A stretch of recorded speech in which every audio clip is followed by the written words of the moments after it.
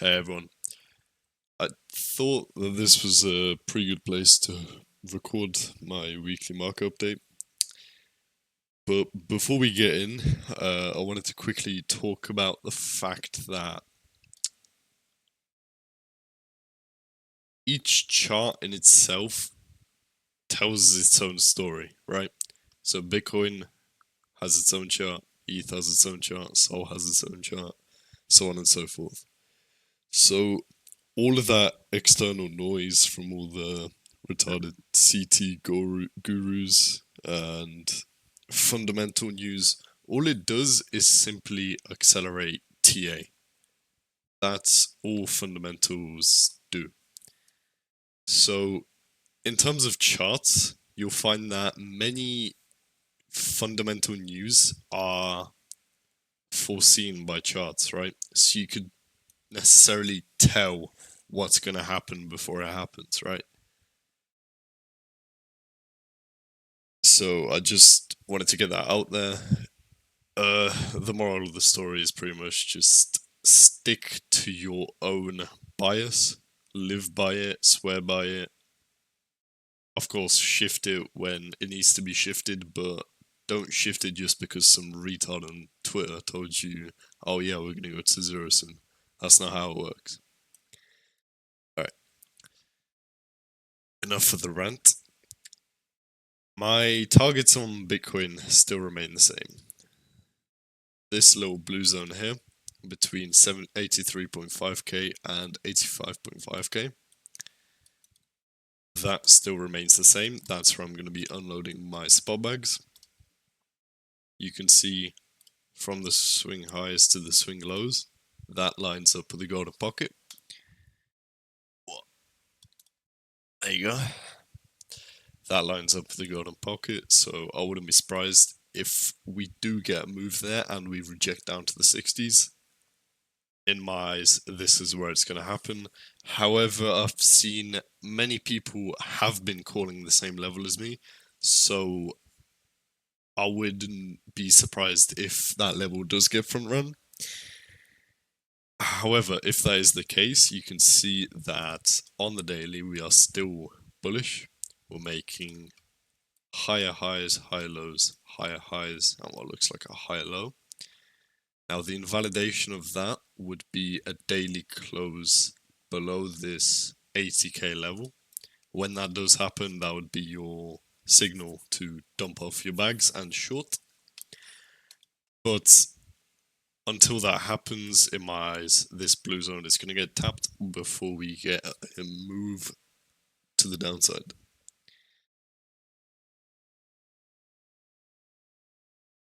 Now, in terms of my weekly chart,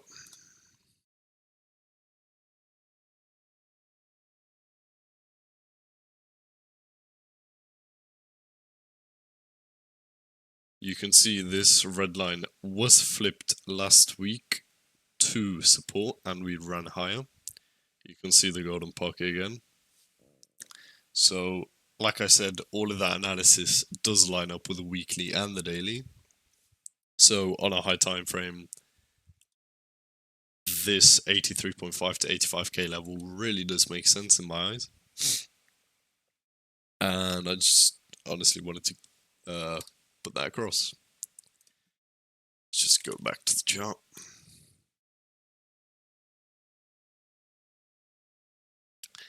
Now, last market update, I spoke about how, in my eyes, I saw this little zone here as a potential demand zone and how I thought Monday would probably get a move up, which is exactly what happened. Now, I spoke about how if that does happen, this would be a really good long to take.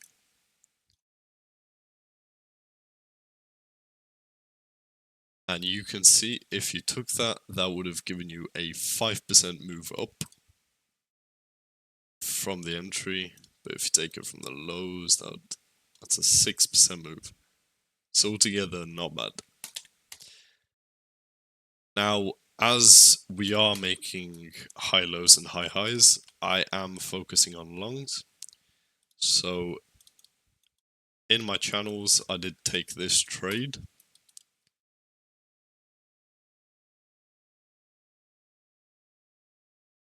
Unfortunately, my DCA didn't fill at the 786 fib, but we filled entry and ran higher.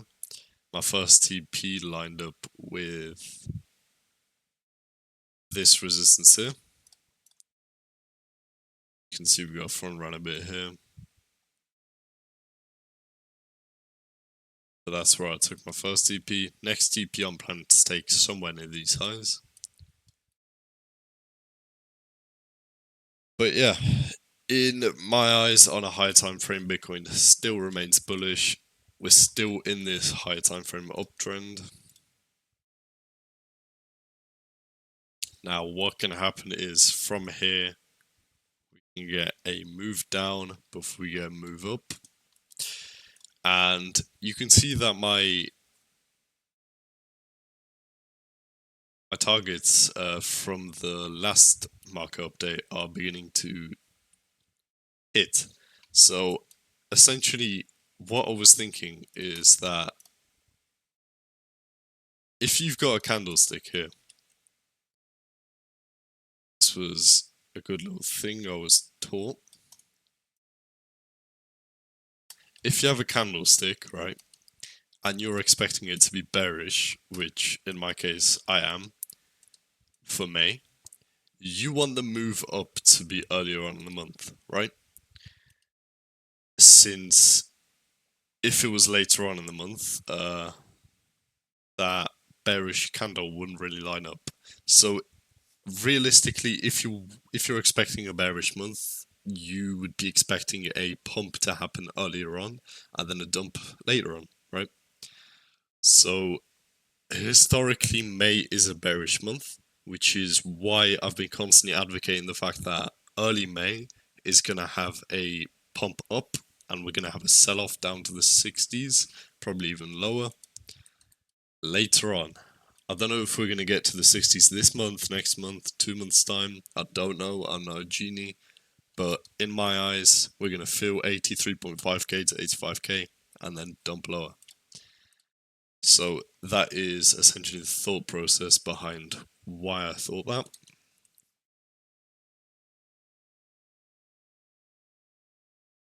And yeah, I also wanted to talk about how a good trader has both a bullish and a bearish bias.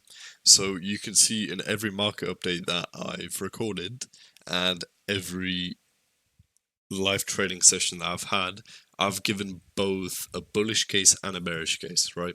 What to do when price goes up, what to do when price goes down, right? I could be currently bullish on a coin, but I'd still give invalidation points and my perspective on at what point to shift bearish, right? So for example, on Bitcoin here, a good place to be bearish is when this support point here, oops, is flipped to resistance, right? Or even on a higher time frame, the level that I spoke about at 80k. If that gets lost on the daily and we close below, that is my invalidation point. That's probably where I'm going to be dumping off my spot bags. Especially if this trend line is lost, right? But currently we have all of this bullish confluence. So that is exactly why I'm bullish for now. So yeah, just wanted to get that across. Now, if we go over to ETH, similarly on ETH,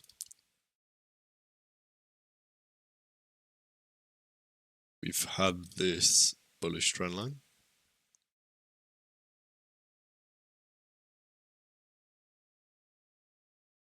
And we've also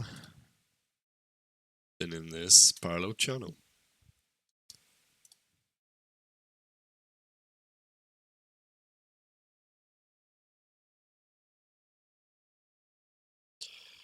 Now, we're consolidating at resistance on a high time frame at 2.4k.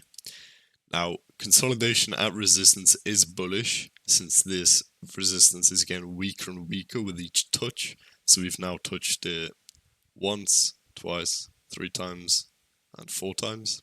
So I wouldn't be surprised, especially with us breaking out of this little parallel channel that we are in, if we do get a move up and we break through, flip it to support, and go higher.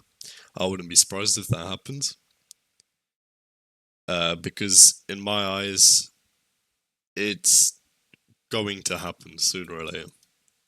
Especially with alts looking really good and Bitcoin dominance starting to go down. I think alts have a little room to breathe. Hence why many of them are pumping up 20, 30, 40, maybe even 70% like Ondo did. So that's one thing that I think could happen.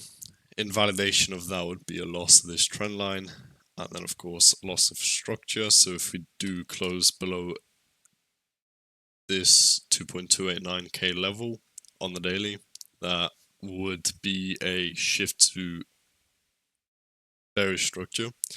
So that's where I would be shifting into shorts more. However, like I said, with each touch, this resistance point is getting weaker and weaker. So yeah, wouldn't be surprised if we get a breakout sooner or later. You can see we bounce from this order block.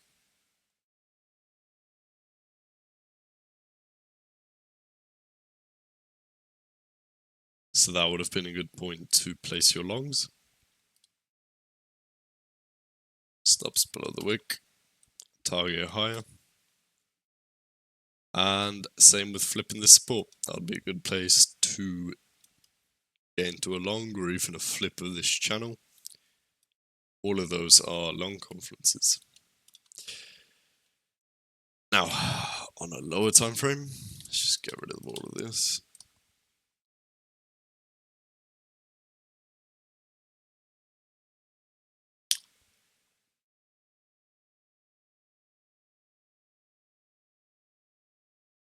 We do have a little demand zone down here.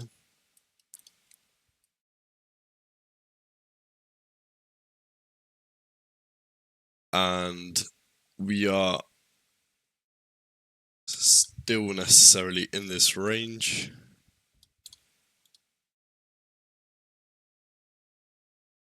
So until we break out, you can play this range. Like I always say, play the range until broken. You could also long this demand zone, as I mentioned.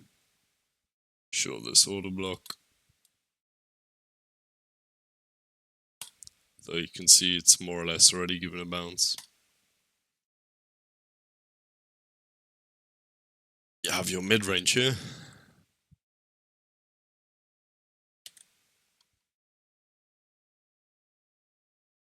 So if that's further confluence for the demand zone,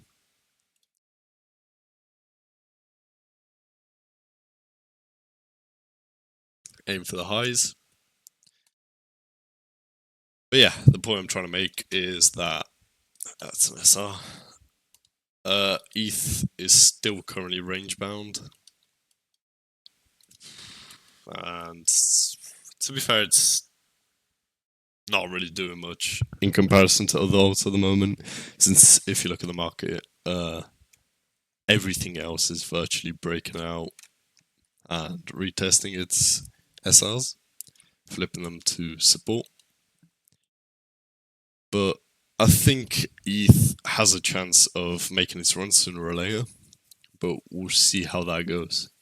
However, in my eyes, Sol is looking much, much better in comparison to ETH. Since, as you can see, we do have this resistance that we are now breaking out of. You can see we closed on it. I don't count that as a retest. For me, that is still an SR. So if we do go back down, close above, that would be a long trigger, aim for higher. We still do have this order block here, slash supply zone. If you use the wick, that's already been tapped, but in my eyes the wicks are a bit too big for my liking, so I probably wouldn't be using them. However, that's a good place to take profit on your longs, since I wouldn't be surprised if we do get a move down from it. Maybe even flip that to support before we go higher. But in my eyes, I don't think alts are going to be making new highs just yet. At least not the majority of them, some might. Like for example, Sol, I wouldn't be surprised if we just get a move up, then just go back down, flip that to resistance, and just have like one massive deviation here. I wouldn't be surprised if that happens. However, that's just tingles, so for now, just play what's given to you. If you get retested that level, that's bullish, play off that accordingly. If you get close below and this gets flipped to resistance, play off that accordingly. So short.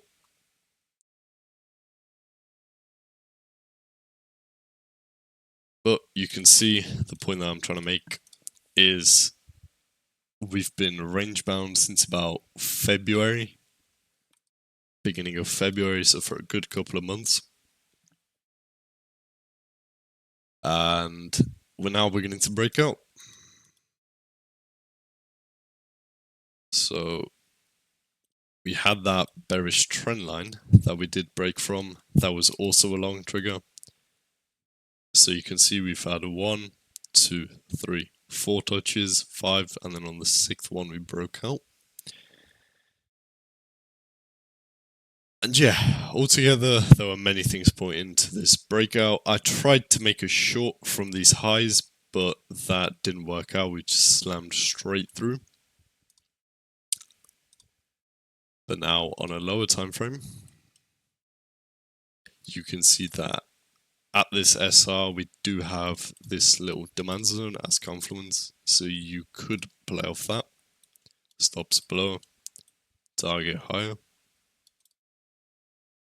take profit at levels of resistance.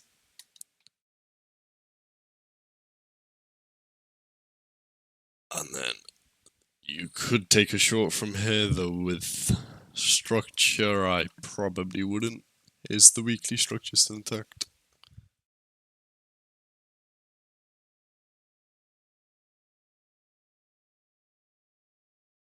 Let's have a look on the line chart. You can see that we are starting to put in bullish structure on Sol. But then you could also argue that this is a nice little double bottom. So if you do take that from its targets, that lines up perfectly with that little supply zone that we had. So altogether, this isn't the worst trade. So you could take a short from there down to the new lows. This would line up with my Bitcoin analysis of it dumping. However, with how Bitcoin dominance and all of that and how everything is looking, I'd probably reduce position size if you are taking the short, because you're playing against trend and structure. But this short in and of itself is valid. But yeah, that's essentially what I see of the markets currently. You can see that many coins are beginning to break out, courtesy of our lovely little Bitcoin dominance chart. You can see that on a higher time frame, we're beginning to come back to retest this little SR that we've made. If we do happen to retest this SR, that would probably be where I would dump off all of your alt bags. That's where I would sell everything and begin to short. But yeah, as I was saying, many coins are beginning to break out. For example, Ondo.